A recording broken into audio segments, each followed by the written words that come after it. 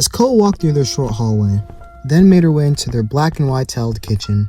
A waft of scented candles, some sweet, some floral, others like baked goods, all hit her nose and the rabbits at once. "Mom," she struggled to call out, as she stood stunned by the array of smells to process. Walking from the short hallway into the kitchen, Ko's mom sat at the dining table, with boxes of all different shapes and sizes surrounding her, totally unaffected by the smells, not even noticing Ko. She briskly tore apart another box with her slender hands yet sharp nails, taking out the least interesting looking white candles of them all, then sniffing them with her long nostrils. Vanilla," she said with a bright smile. As her eyes met with Ko, she held up the candle to her. "Hey, Coco, look! I got us some new scented candles to brighten up the place. Want to sample the ones I'm absolutely keeping around?" she asked as interestedly, throwing the vanilla candle into the corner of the dining room, with a pile of other white candles that were seemingly identical. Any other candles that showed any distinction were tossed behind her mother, which made Ko frown. "No thanks, Mom. I thought we talked about this. Didn't you say you were going to stop with these spending sprees?" She nodded along, her glasses on the bridge of her nose bouncing up and down with her. Yeah, I remember, but your dad texted me all the supplies you'd be needing for your little funny bunny friend, and I just started buying, and it just didn't end." Ko chuckled a bit, even if she really didn't find it all that funny. "And let me guess, you didn't even buy the supplies, did you?" "Sorry, Coconuts, impulse control. I know. Be responsible. Just let me get through these candles, alright?" She gave a double thumbs up, as if Ko should already accept her mom's procrastination. Normally she would have, but with her bunny's puppy dog eyes urging her to persist, to not step down, she couldn't help herself. With a bit of volume in her voice, she spoke. "But Mom, the candles you like don't even smell that different. And you and Dad still need to save for retirement, remember? Once you start spending on one thing, you move on to gardening tools we'll never use, extension cords you think we'll need, pre-ordering the newest pair phones, and yeah, remember last year when you almost depleted my college fund? And we couldn't even..." Before she couldn't go on further, her mother was already opening another box, hardly listening to go. "Sorry, baby, I'm looking for the exotic nature-smelling one. Give me a sec." Like her father, her mother had bright, luminous eyes anyone could get lost in. Her smile spread wide across her face, showing off all her pearly whites and perfectly straight teeth. Despite her impulses, dressed pretty nicely. She wore a green linen puff-sleeve blouse with bell bottoms. Sometimes, Ko caught herself staring at her mother instead of yelling for her attention, but not because she was polite or starstruck with how nice her mom carried herself. Instead, she found herself always wondering what the best way to break through her consumerist mind would be. Being rational didn't work, she learned that by now, and her mom proved her right with the more and more boxes she'd torn into. Candles had been extrapolated from, then tossed, usually in the bad pile. Ko cleared her throat, having an idea. She held up her rabbit, smiling. "If you want to smell something exotic and naturey, I've got this little guy. Look!"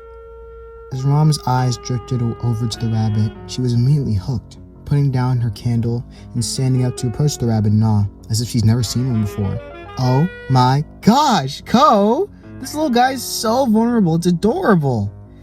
With as much force as she had been tearing into the box of candles, she quickly grabbed Ko's rabbit, frightening Ko. "Hey, be careful now, Mom.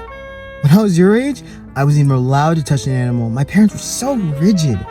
Ko's mother held the rabbit as if it was a baby at first, rocking it back and forth. The rabbit genuinely seemed to enjoy it. But before it could stay content, she forcefully dug her sharp nails into the rabbit's side, jabbing it. A loud snort filled the room, making the rabbit and Ko look at each other uncomfortably. "Yeah, it's totally exotic and green smelling, I'd say. What a good rabbit too. It's so easy to hold, so nice." Ko smiled so hard her cheeks hurt a little bit, as if she were the one being complimented. "Yeah, Dad and I just found it. And originally I was going to buy this parrot, but Dad didn't like it. But this guy reminded me of something worth caring about, so I just had to." Her mother interrupted her, her eyes now a bit indifferent. "But it's not really what I wanted." "Huh?" She looked at Ko, The smell, it's not what I wanted. Without thinking, her mother tossed the rabbit high into the air, heading towards the colorful pile of candles. Ko looked awestruck, her eyes practically bulging out of her skull. Her chest stopped palpitating as her very life felt tied to her rabbit friend. She yelped, "Mom, no!" Before it could plummet onto the stack of candles, she quickly ran over, not succumbing to the field of stray unwanted candles, and catching her rabbit. Though, with her footing supported by one of the cylindrical candles, she quickly fell over. It's still holding on to her rabbit. "Ko, are you..." Before the words had registered, Ko had realized her rabbit had been shaking, letting out tiny squeals. Though, strangely, she liked them. Ko was shaking as well. "Crazy? Those candles cost me $30 each. Do you, know how much that is?" She began counting each damaged candle, though not understanding the math. A lot of money. I know that much. You're in big trouble, young lady." Ko gulped, knowing what those words meant on an instinctual level. After being forced to pick up each and every candle and sorting it back into its respective pile, then sweeping up the glass shards left from Ko's impact, her mother had tapped her feet and folded her arms as Ko sat looking at the floor guiltily. Her rabbit, in contrast, just looked confused. "See how much I'm tapping my foot? This is a bad tapping of the foot, Ko. My arms are folded so tightly because I'm so wound up, I might just start flailing them around." Ko rubbed the back of her neck. "I was just trying to save him. He could have gotten hurt." Her mother paused her foot tapping. "Oh, yeah. I guess I wasn't thinking with that one, but Ko, I love these candles. I really did, even the ones I didn't love as much, but I still loved them. It's not fair to break my things." She nodded along, mumbling, "Yeah, I know," which made her rabbit look at her with a mix of confusion and shock. "How about this, baby? You clean the house for the rest of the month, and I'll cook for the month. We both did wrong, so we'll both just have to make up for this." At first, the thought sounded a bit appealing to Ko. But as she remembered her mom's famously overseasoned and unappetizing food, she cringed. Ko would never say she were a good cook. But she knew her father would take her over her mother's any day. And if he started to get upset, there would be no compromise. "No, it's okay, Mom. I'm a klutz, and I'll just cook and clean everything. If your job would only tire you, remember?" At first, her mother seemed to dislike the proposition, tilting her head and tapping her foot. She added, "Well, you forgot to clean the bathroom this morning, so I was gonna push more on you anyway. Yeah, so you will be doing everything," she exclaimed, like it was her own original thought. Ko nodded along, pretending to be disappointed. She wasn't. This wasn't anything new for her. For every month, her parents found some excuse or invented a punishment for something Ko did that was always small and inconsequential to get her to do chores they didn't really want to do. This annoyed part of her, but it's not like either of them were loud or mean about it. They just weren't direct. She felt they did it because they were always a bit stressed, always thinking of how to get by. And it wasn't like part of her didn't like taking care of them. It was easier.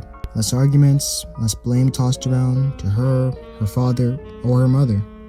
In the middle of her train of thoughts, her mother then planted her soft hands on Ko's cheeks, cupping her face. "You're still a good girl, Ko. Our good girl. I'm really sorry for throwing your rabbit. I wasn't thinking." Ko genuinely smiled, so pleased with the small apology and acknowledgement of being wrong, she looked away, blushing a bit. "It's okay, Mom. I love you too." A familiar fluttering feeling overcame her chest, and while Ko was feeling pleased as punch, at the corner of her eye she spotted her rabbit frowning at her, which caused her smile to falter. She whispered, self-conscious, "Hey, what?" Though before Ko could ask any further, her father could be heard skipping down their steps, causing a loud booming noise to travel through the house.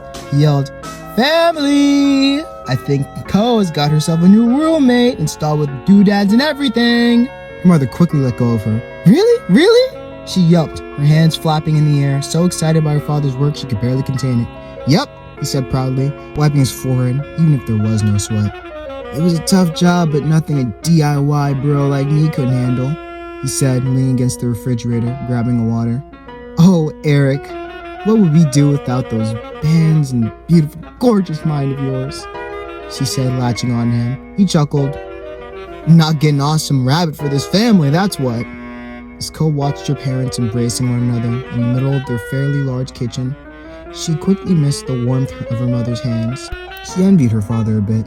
She was sure this moment would be forgotten. There would be no need to hold on to her. And so, without thinking, she clutched onto her rabbit, putting it over her shoulder and stroking its brown and white fur. All right, enough of this hugging junk. Come on, look at my handiwork, Eric declared, already leading his wife upstairs. Co quietly followed.